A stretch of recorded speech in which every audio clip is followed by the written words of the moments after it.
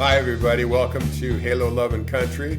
You're here today with Mitch McDonald and Richard Gayton. And Mitch is a producer and actor. I don't know what I am. I'm a psychologist. Sometimes I'm a writer. Sometimes I'm a filmmaker. Sometimes. You can catch my book, Love and Country, on Amazon and elsewhere. Catch our movie, Love and Country, about two gay men during the Vietnam War who fell in love. Today we're back discussing transgendered issues, and I'm going to let Mitch take off with that. What are you thinking, Mitch? All right, so I'd like to start off talking about the issues in Minneapolis, Minnesota, with the Catholic Church shooting there. I don't want to go into details with the shooter herself. Her issues are her issues. I agree that we need to keep the spotlight off them even when they're no longer with us. But I have a question for you as a professional, as a psychologist. Obviously, as a trans individual going through the process, she was being cared for by psychologists, by psychiatrists, by her doctors. Yes. What is it about that process where they're taking the time to determine if she's stable enough to go through the transition, but clearly they were not paying enough attention to whether or not she was stable just as a person? Where's the responsibility of her psychiatric team that she wasn't on anyone's radar for issues that had to have been visible? It feels like to me, obviously neither one of us has access to her records, but it feels like this level of violence should have been visible on somebody's radar. You would think so. And the research has gone on for decades about this. That is the ability and the skill of mental health professionals to predict violence in others. And we're really not very good at it. Unless that person wants to reveal it very directly. And sometimes we found that some of the young people that have gotten guns and gone to schools and killed children, they revealed it in their pictures, something they've drawn, or they reveal it in their internet searches, or they've revealed it even by talking to their parents. These are all very overt revelations of someone who's dangerous, who's violent. Psychologists have really no magic way, no special skill to determine if someone is violent or not. I mean, we can give extensive psychological tests that might show up something, that might show up violent tendencies, or it might not. So this idea that we can prevent violence by evaluating people to see if they're violent or not, well, I wouldn't want to be in that position. I was a Navy psychologist. I'm at Oak Knoll Naval Hospital. A young man was on the inpatient service. I don't know why he was there, but he was sort of bounced down to me in the outpatient where I was, outpatient service, to follow him. So he dutifully comes in for his one session. I think it was on a Friday. On Sunday morning, I pick up then we had newspapers dropped on your porch. I think it was the San Francisco Chronicle or something was dropped on my porch. And there's the picture of my patient on the front page, and he has murdered a lieutenant commander at Alameda Naval Air Station that weekend. And of course, on Monday, they wanted to talk to me about the whole thing. He revealed none of that to me. I didn't ask him directly if he was going to go murder someone. I probably asked him basic stuff like, how are you? Do you feel like you're going to hurt yourself or others. People are going to, I felt, I can still remember it very vividly, that I felt some responsibility, some guilt for that, like I should have known. But then I went investigating it, and there really is no real way to know. If that person isn't actively revealing that along the way, even in ways that you would see, with the kids you work with, or the way that it would be revealed to a parent, or to a friend. It's probably much more powerful that a friend or a loved one, parent, sees this person getting guns, and yet the whole part of our world has lots of guns. People have. Well, when I was growing up as a kid, we had, I'll bet there were 6 or 7 major firearms in our house. And that's really common all over America now. People have lots of guns. Right. So what would we even know? That a transgendered person gets a gun is no more remarkable than if a white minister of the church buys an AR-15. It's no more remarkable, no more indicative of anything. It's, I'm kind of going on and on here. But when you superimpose over this the current hatred, the current fear of transgendered people, now it suddenly becomes in the administration. I don't think the public in general has a huge issue with trans people. There are a lot of people for whom the situation is being blown up and they over respond to it. We had I think it was 2 episodes ago we discussed the 35,000 trans people across the United States, maybe possibly a lower number than that, between 28 and 35 I believe was the number we hit. That's a tiny number, and at the same time the number involved in collegiate sports or high school sports is quite a bit smaller than that. At any given moment, we're only talking about maybe 10 kids across the whole United States. So we're blowing it way out of proportion in order to create. So why are we blowing it? There's that question. Why are we blowing it out of proportion? Because people like Donald Trump understand that small-minded people need a target. Give them something to fight, and they will happily fight it. And actually, not even give them something to fight. Give them someone to believe is doing them wrong, is somehow harming them. Those 10 athletes out of, 3,000 school districts across the United States, those 10 kids are coming for them. Those 10 kids are going to destroy their children. Those 10 kids are out running around in bathrooms trying to molest other students. It's they're just trying to give meat for their circus. Yeah, or it's the story of the goat, right?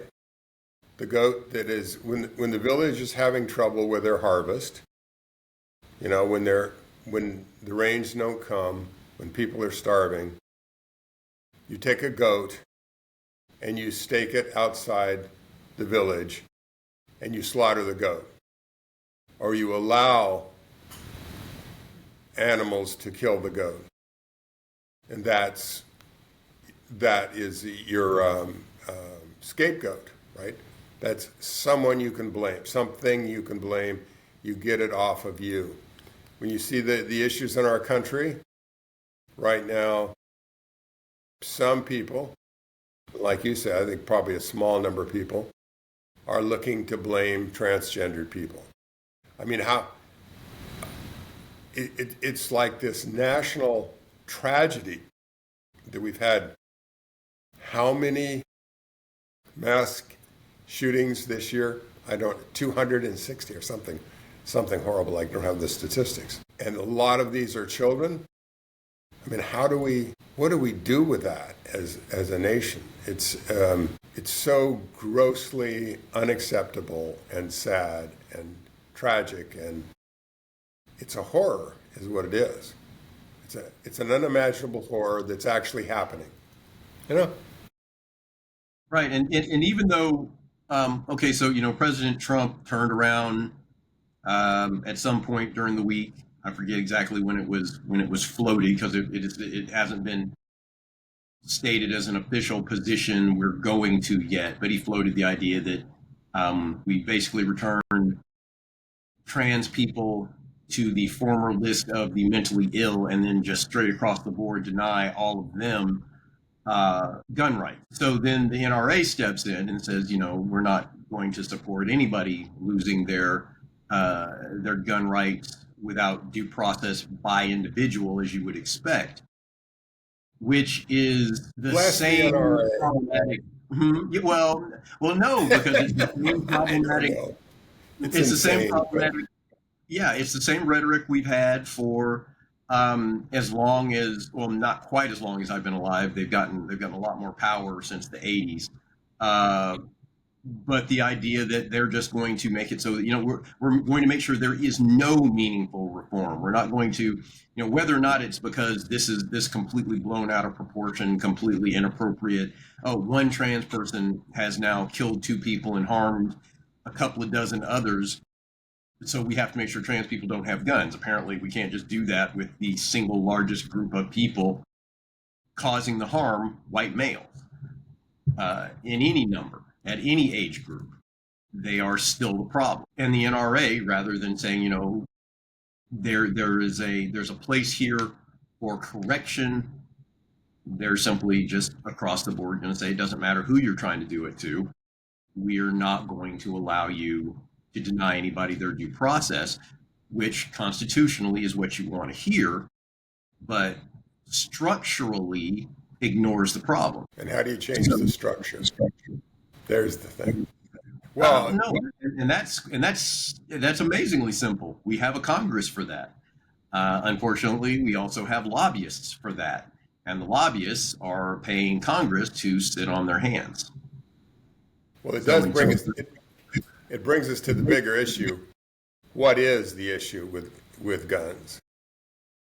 Is it that we just need Congress to pass gun control laws? What is it? Usually it bounces this that way. There's the gun control people, and there's just the problem people with guns. And if you go to the it's not guns at all. It's just people. Right. And, let's be clear. We're not going to stop those violent acts entirely. We can cut down the number of people they can harm at once, which would be the value of moving to lower capacity magazines, lower capacity weapons, period. But that sort of ignores that there is a reason we have a Second Amendment right to protect ourselves, to bear arms. We are in a country built by people who came from countries where they were denied access to weaponry, and that was the means by which they were oppressed. And we're standing in the middle of a government right now that really needs some people to remind it that we are fully capable of defending ourselves and fighting back against federal overreach. This is, in my opinion, this is the first time in my life where I've honestly felt like rising up against the government to one degree or another made sense. Just because they make decisions you don't like is no reason to decide the entire federal government needs to be trashed. They're always going to make decisions you don't like, the same way they're going to make decisions I don't like, even though, if you're on the right and I'm on the left, we're not all going to be happy all the time. There's no way for that to be the case. But you aim for that middle ground that allows everybody the most possible good. Right now, Congress isn't working toward the greatest possible good. They're working toward satisfying whoever has the most money to offer them. So yeah, we need gun reform.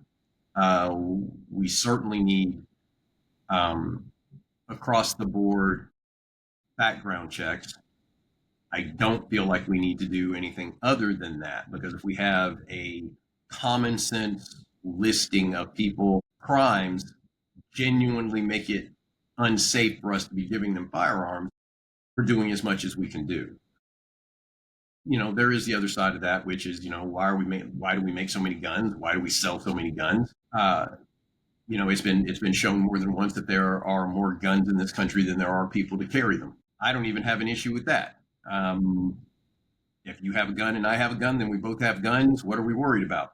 Well, we're worried that you're going to go nuts and shoot at me, and then I'm going to have to go nuts and shoot at you, and then Louise next door is going to have to go nuts and figure out which one of the two of us she's going to shoot at, and it's going to get weird. But the thing that happens more often is, and I hate to agree with it, but people are polite around police people they think can do them harm. They may not like you, but if they think you're strapped, they're going to take a step back. They're going to treat you they're either going to treat you more politely or they're going to avoid you entirely because, those people aren't out here to have a fair fight. Nobody's out here to have a fair fight. They're trying to catch you not paying attention and with more means of firing back than you have and hopefully win just by sudden force. And in that same Well, but you would hope that the culture that you lived in would minimize those kind of interactions. That the everyday family structure, the everyday work structure, the way you're treated by the people on the street, all of that is probably more powerful than gun control laws. I think is more powerful when a culture is very supportive of its children, of its seniors, of its working people, of different racial groups, when the culture itself is very, very, what's the word? It's not like it is now. It's not. It's like we've all become individuals, and the social fabric has become much more torn. So you have a 12-year-old boy, which was me, with a .22 rifle. I could walk onto my father's boat and I could shoot at tin cans in the water. My father watched over me. But what was behind all that, and the dear NRA had trained me in gun safety. The Boy Scouts had trained me. The whole culture from my grandparents was around safety. And there was no ethos of this shooting up the neighborhood or anything. I mean, I might do something incredibly stupid, but it was more likely that I wouldn't do something incredibly venal and incredibly violent directly towards someone else, because I felt this fabric holding me. Two sets of grandparents, my aunts, my uncles, even my dear brother, who is very brutal and very violent. Nevertheless, and the Boy Scouts, the church, and the community, our neighbors, the people who watched over us, it just wouldn't happen there. It could happen there, but it was much less likely for me to get it, as a 15-year-old, get a hair up me that said I need to go down to the elementary school and kill people. I mean, it would just be, I wouldn't even think of such a thing, because I wouldn't be on social media seeing it. I wouldn't see that we've had 200 plus mass killings. It wouldn't become wasn't part of our culture then. Now we've arrived there. We're back at the Old West, we're back at Dodge City. Everybody's armed. But what did the Dodge, this may be myth, but didn't the Dodge City, this is what I see in movies, who knows, it's true. Didn't the Dodge City Council decide no guns in the city limits? And I've read that was true across lots of those border towns, that when you came into town, you surrendered your firearms, and you got them back on your way out of town. Because people come into town, they get drunk, they have grudges, they don't have any particular connection to the community, so it doesn't matter to them if they hurt a few people on their way through. Yeah, for me, that's no different than saying you're not supposed to carry guns at the school. You're not supposed to carry guns at the courthouse. In a city the size of San Francisco, Los Angeles, or even Fort Smith, which is a fraction of their size, you're not going to police everybody down to not having a gun in a community these sizes. So that's not even viable. And again, denying everyone access to firearms is exactly what stops you from being able to defend yourself against the government that we are specifically given that right to defend ourselves against. And the other side of that, you see people immediately come at you with you're gonna use your shotgun and you're gonna face off with a tank. No, I'm not gonna use my shotgun and face off with a tank. What people forget is that the members of our military are citizens too. And when it comes down to it, number one, they have the right and the ability to say no to those orders that put them in conflict with me and my shotgun. And there are a bunch of them that are going to be told, hey, you got to go conflict with that guy and his shotgun. They're going to turn around. They're going to get in their tank. They're going to get in their helicopter. They're going to get in their Jeeps. They're going to grab all the weaponry they can get a hold of, and they're going to join the line of people with shotgun. If we ever get into a situation where soldiers are required to directly conflict with citizens, there is going to be a schism throughout our military where soldiers decide which side of the line they're going to be on. And when they go, they're going to abscond with a bunch of that equipment. And my shotgun just becomes a multiplier. His pistol just becomes a multiplier. Their Jeeps and tanks and fully automatic weapons become multipliers. And all of them work together to face off against an out-of-line federal force. It's a good question. Now, it's interesting you should say all that, because it never occurred to me, probably somewhere in my brain occurs to me, that we would ever use weapons against the military. I mean, because it's maybe until now, I've never seen the military used against civilians, other than, like during the Vietnam War when we let those 19-year-olds have guns it was during the Watts riots. We let the National Guard use guns and machine guns. And 30 black folks were killed in that confrontation. 4 white kids were killed at Kent State. So now, is that what the framers had in mind, that we would have guns in order to, because none of that had any effect. Some of the citizens of South Central Los Angeles had firearms, but it didn't stop the National Guard. So I'm not sure. This right to bear arms, I think this is one place you and I do disagree probably, is that it may be personally reassuring, but it would have essentially not much effect if the federal government really decided to go after you. But now I'm wondering, is the federal government now coming after us? I watched what happened in Los Angeles, where people were having a rowdy demonstration, and the Marines and the active duty Marines came to town. In sedate Orange County, where I live, the Marines came to town. And the Marines are quite well thought of here in Orange County.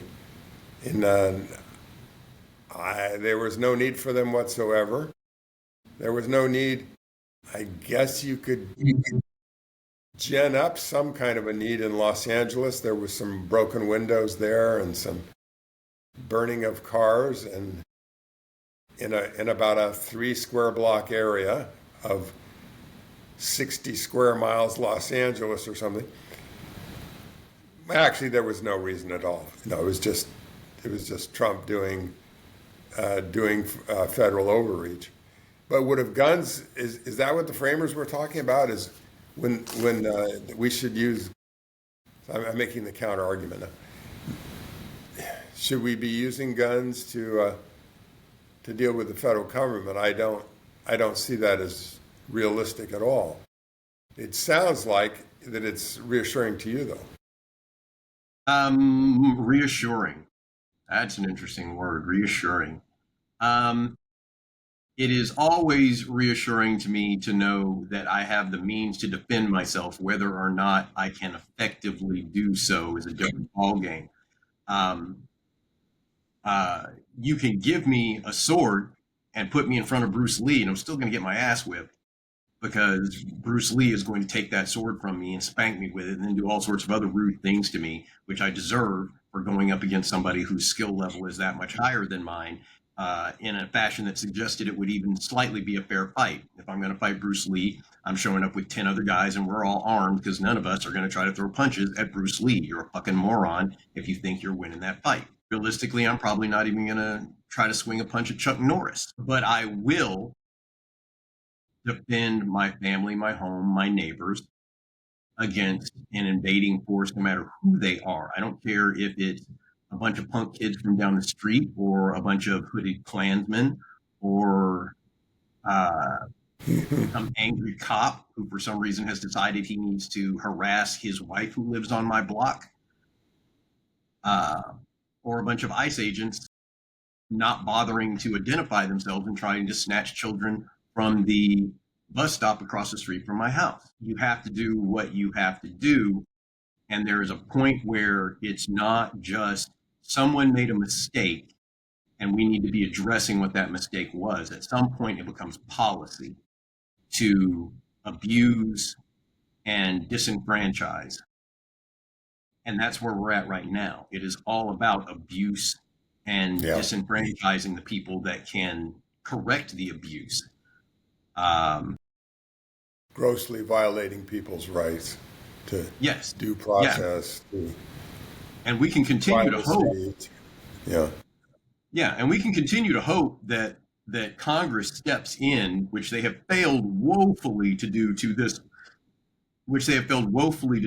point. But I was reading a report. It's from the Homeland Security and Governmental Affairs Senate Committee, headed by Gary Peters, who's a Democrat out of Michigan, covering the various constitutional infringements that are attached to the Trump administration at this point.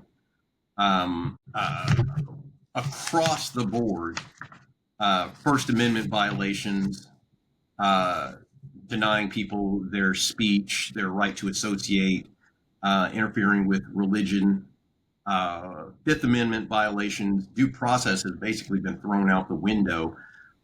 And child abuse, separating parents from their children. I mean, sending the parents both out of the country, leaving a 12-year-old, Newsom was talking about leaving a 12-year-old boy, and with his farm worker parents had been there 20 years working in the Central Valley. The 12-year-old boy is crying and in tears for his mother and father, who are now gone somewhere, who knows where, and he's left alone. I mean, this is just this was caused by Donald Trump and by ICE, and is to me the worst moral violation and legal violation. So what do we do about it? It's like, so have you been hearing about the talk of soft succession? Have you heard of that one? Yes. Yeah, and it is an excellent idea. That initial step, because it's an excellent idea because it's already being done to them. Trump is already going out of his way to deny states that have Democratic leadership, that have Democratic leanings. He's already going out of his way to deny them access to federal benefits, to the basic functions that our government owes to every state and every citizen beyond politics. So it absolutely makes sense that if you're going to deny those states access to what they are due, they should stop paying into a system that is not going to give them their rights. So I 100% that, and recognizing that we live in a red state that is led by a former not cabinet member, but a former, not media director, the speaker for the president, when they meet with reporters, not speaker. What word am I Press losing? conference? Yeah, when they have the press conferences, the individual who speaks for the White House. Press secretary? Carolyn, thank you. Yes, the former press Levitt. secretary. Yeah. Yeah, so our governor is former press secretary Huckabee Sanders. Absolutely tits on a bull. She has done nothing for this state except steal from us. Our state legislature, bright red, has done nothing for the people of this state in terms, their focus is money and more money for a very limited group of people, and turning the rest of us into the means of generating that money for the rest of those people with no individual rights or focus on our ability to make decisions. We just have to do what they say. That's what they want, and they go out of their way to make sure that it stays that way. So yeah, I'm in a bright red state that is going to suffer when the blue states stop putting that money out there. Arkansas is one of those net spender states, like almost every red state is. We take more than we give, and we make decisions every day in this state at the state legislature level that guarantee it's going to stay that way. I'm wondering how practical it is to do a soft succession. I mean, one of the things, because one of the problems is we pay our like for instance, I'm in California, which is we're a donor state, a net donor state, not by a lot, but a little bit. How do we effectualize? Is that the right word? How do we make that happen? Because individuals pay their taxes to the federal government. I guess the state government owes the federal government some funds, and I don't know how practical that is. But the idea is there. There's another idea, which is when you see an ICE agent violating state law, to arrest them. And I haven't noticed that happening yet. But to me, that seems like a great idea. Then the other thing that occurred to me is, what happens when a National Guard general is given an illegal order by Trump, and let's say Newsom says that the court, for instance, it was shown that sending troops to Los Angeles was illegal on the part, was found to be illegal by a federal district court. I think the appeals judge, I don't know if the appellate judge also agreed with that. Yeah. Well, it's on its way, and all of this stuff is on its way to the Supreme Court to be abused further by his pets on the Supreme Court. Wouldn't that be? I hope. Oh my God, that will. There, we're going to have a crisis. Because what I would want Newsom to say. Crisis. We are well inside that crisis. We're. Yeah, that's what I want to believe. There's not a crisis. There's being a self-satisfied white male. I can just try to pretend, But it's like, no, I don't. I believe we are in a crisis, and what I want Newsom to do is, when that general is again told to send troops to that these are nationalized troops, I want him to disobey that order. Yes. I was a National Guard officer. I would want, but now it's easy to talk because I'm not anymore. Right. It's really hard when you're really risking something when you disobey an order like that. Yes. I would like that general. I think he's a major general or something that's head of the California National Guard. I'd like him to say, no, that is an illegal order, President Trump, and I know I'm not going to do that. And these troops, but this is very, very dangerous ground when you start asking units to decide who they're. I mean, this is what goes on in third world countries and in dictatorships. Dividing up who owns the armored divisions, who has the suddenly colonels and generals become very powerful. You look like, oh, But that's still what I was saying earlier. Eventually, by handling business the way Trump is handling business, he's going to force troops to start making those decisions. And it will come down to the general said this, the squadron commander said this, the unit commander said this, the individual guys in the unit said this, and it breaks. You got guys on one side of the line going, the order is not illegal, we're going to follow it. You got guys on the other side of the line saying the order is absolutely illegal and there's no way I'm following it. And like I said, you get a bunch of guys that load up and head out and say, okay, we're going to go comply with this illegal order, And then you got a bunch of guys who stay behind and go, and I'm taking jeeps and ammunition. I'm going back to my mom's house up in the hills, or, I'm going to go join my family on XYZ area. And you guys can come back and be like, hey, we're missing, 10 crates of M16s, A1s, what the guns are just, M15s, the guns are gone. What do we do? when did this actually happen in our country? Well, no. Well, it did happen. It happened during the Civil War. You had the West Point graduating class deciding who was violating the law. Was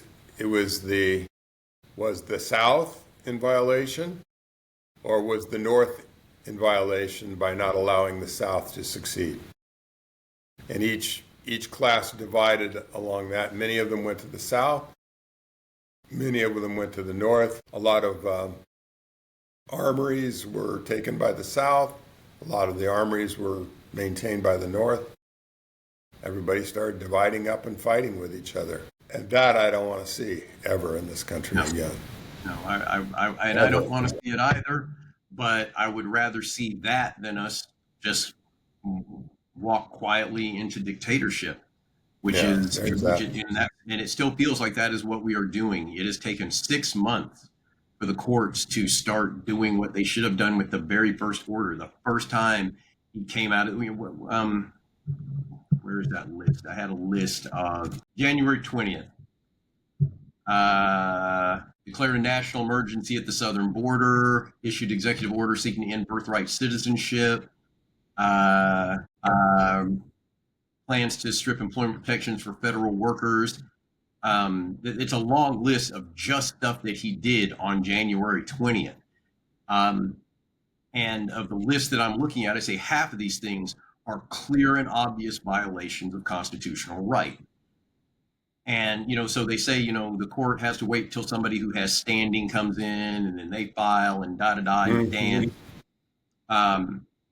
With you flood the zone. Yeah, well, yeah, as they say, you flood the zone. But even then, our courts were not going, like our courts didn't jump on it. And I understand that it's hard to believe that the stuff that he did has worked out for him as well as it has. You would expect the courts to squash most of what he did. And most of those efforts to squash it have taken this long to make their way through the court. As you said, flood the zone. That has been their philosophy for a while.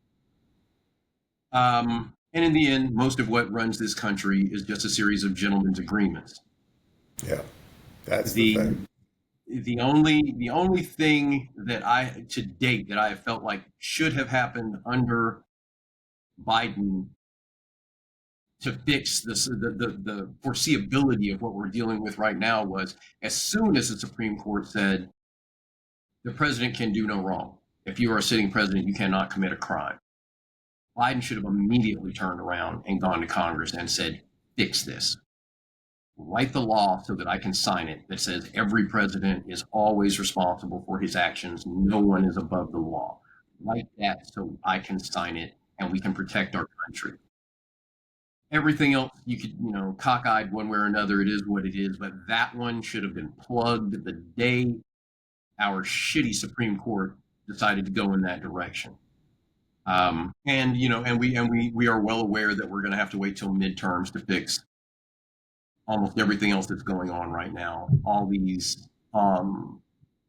proclamations that he's doing, all these overreaches he's going through with his executive orders, these direct violations of constitutional rights that the Supreme Court is allowing to continue. We're gonna have to roll over both the House and the Senate in order to see these issues corrected. And then the question is, will we correct them?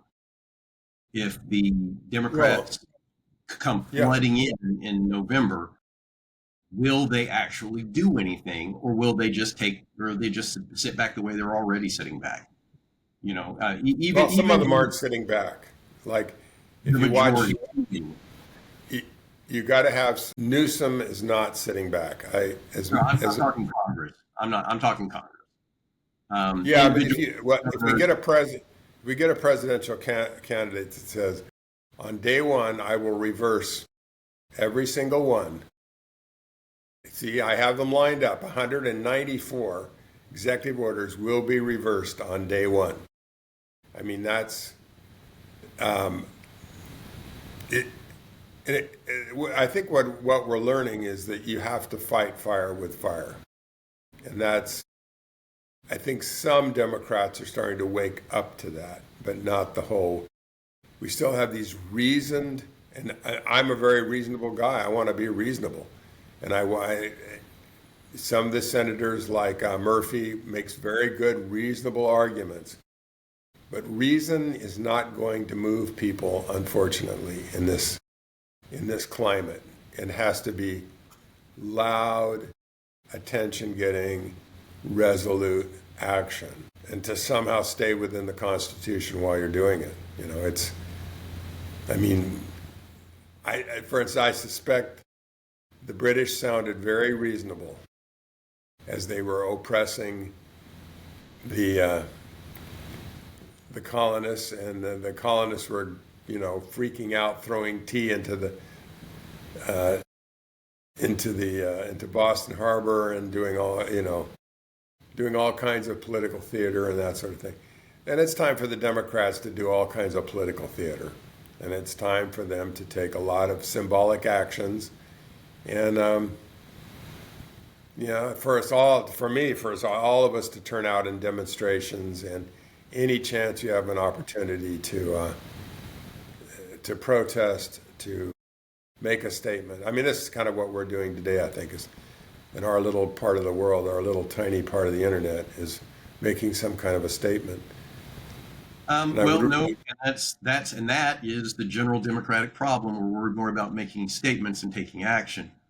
Like today, and I guess it was today and yesterday in Chicago, they're talking about how they have rolled out all of the road equipment, and they're using it to block off sections of the city so that ICE agents can't get into them.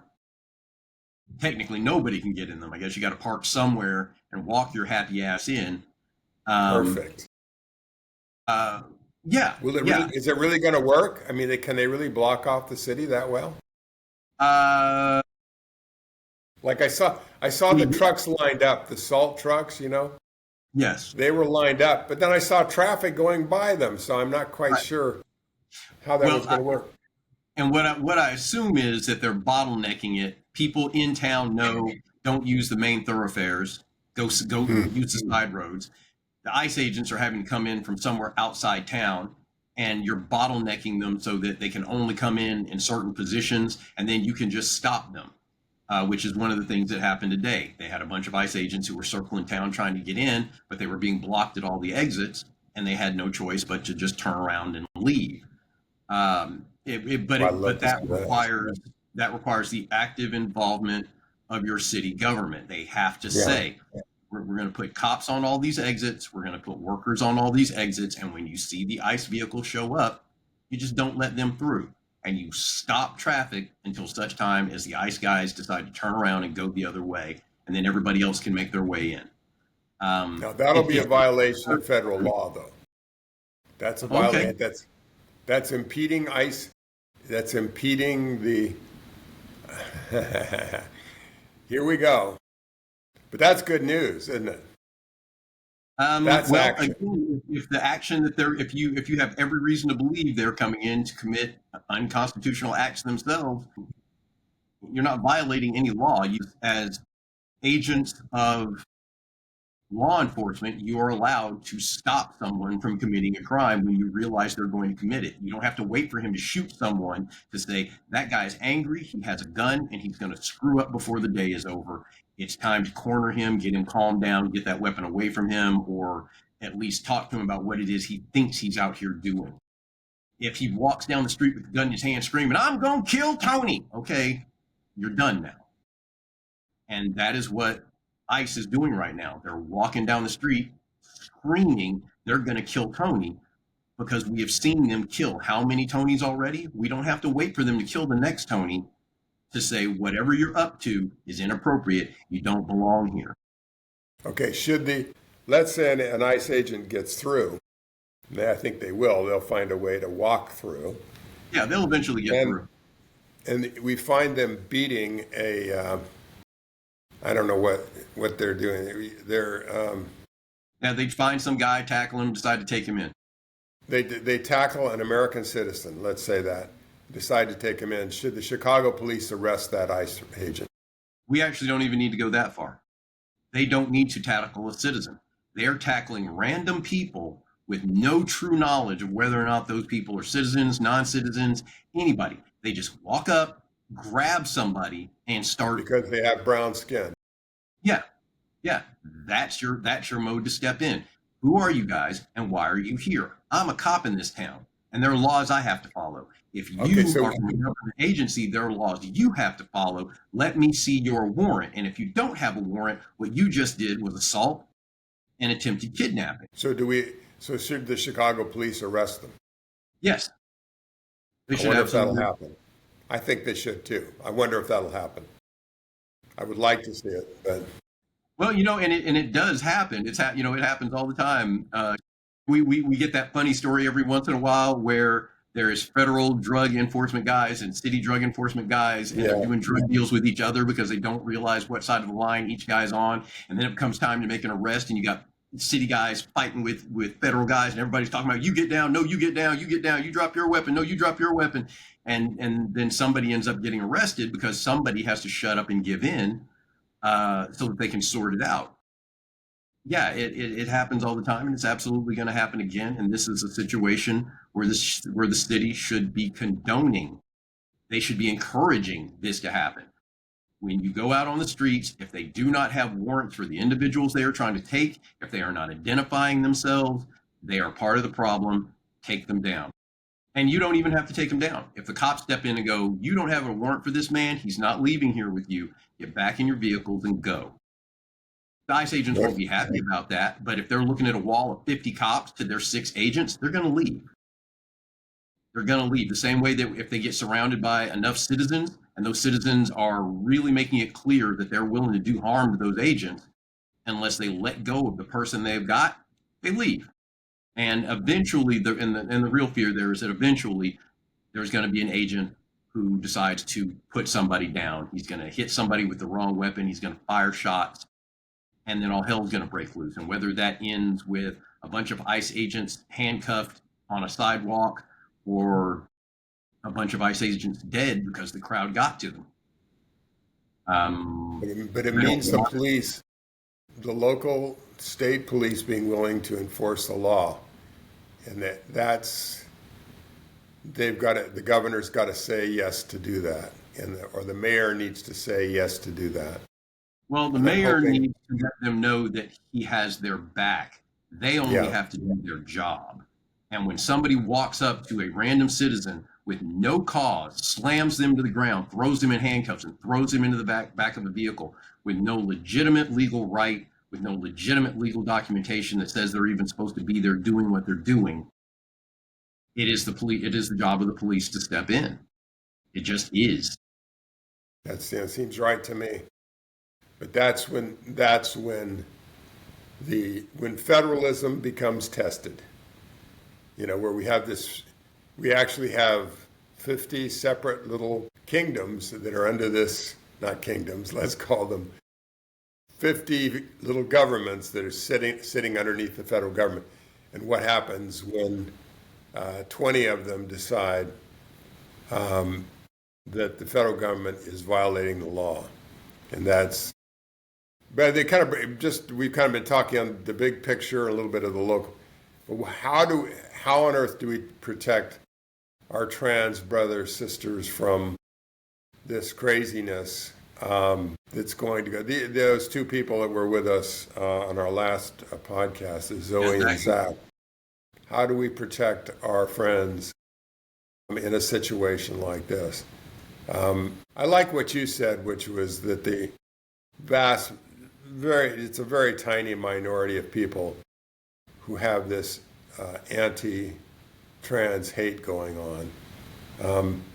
But it is part of a bigger picture of suppression and hate. I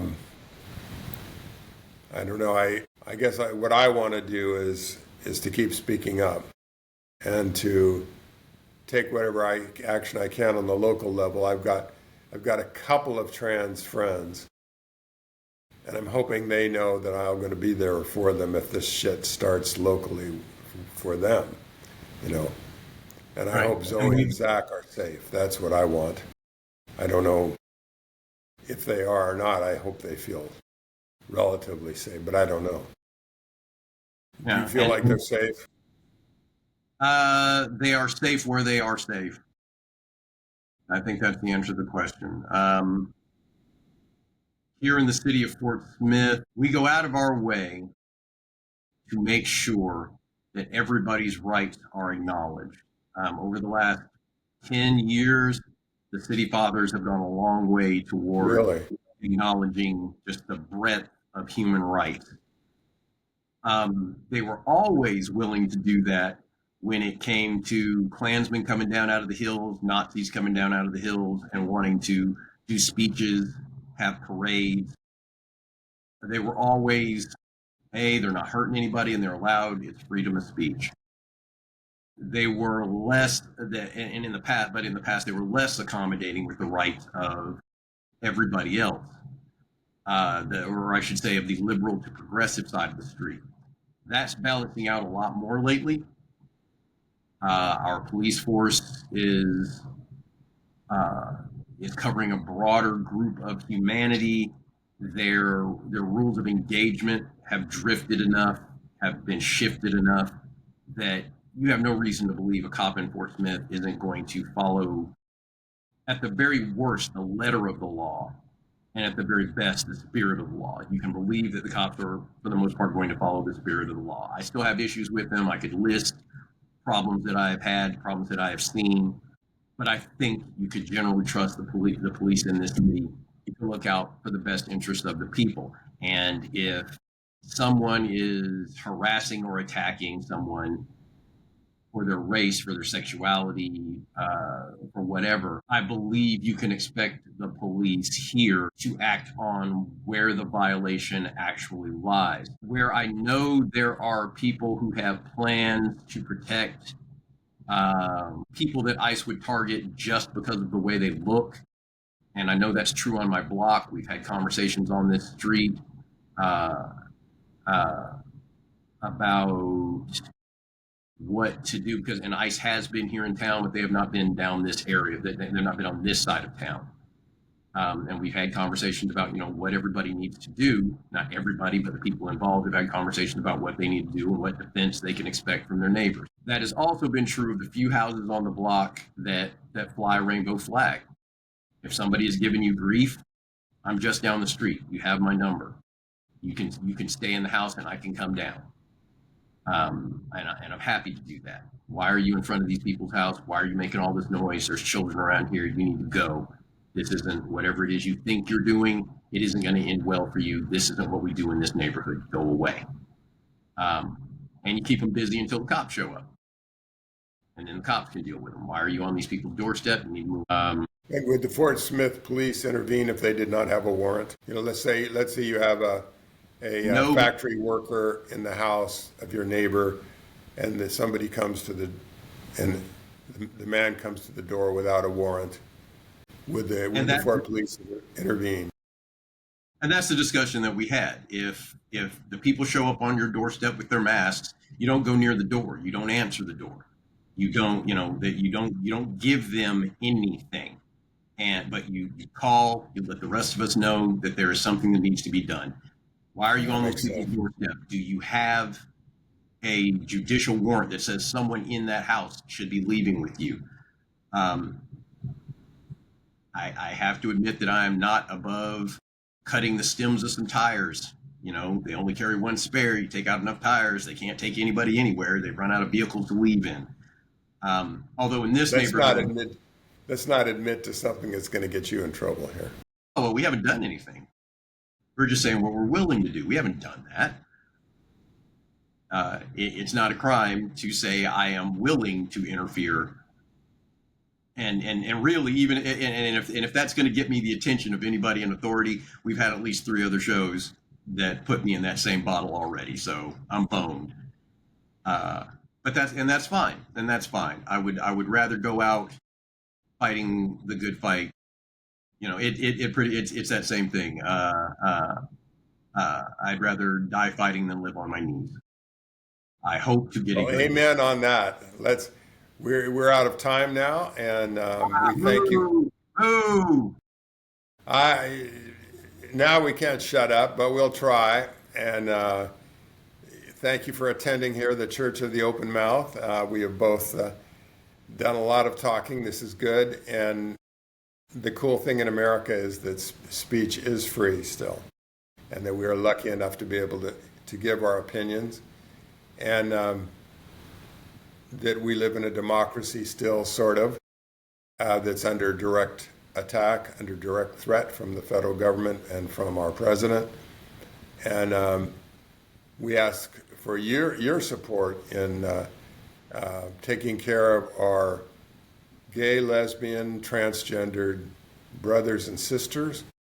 We ask for your support in taking care of your neighbor who may be of a different color than you, who may be of a different religion than you, who may be somehow different.